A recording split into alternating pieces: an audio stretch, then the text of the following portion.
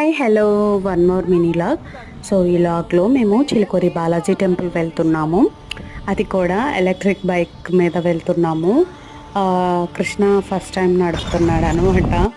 So మీరు మన ఛానల్ని మొదటిసారి చూస్తున్నట్లయితే please do like and subscribe to my YouTube channel. So నేను బిఫోర్ వీడియోలో చెప్పా కదా కొన్ని నియమాలు ఉన్నాయి అక్కడ అనేది. అవి ఏంటి అంటే సోమవారం, మంగళవారం, బుధవారం, గురువారం ఈ 4 days గర్భగుడి చుట్టూ తిరగడానికి అలౌ చేస్తారు.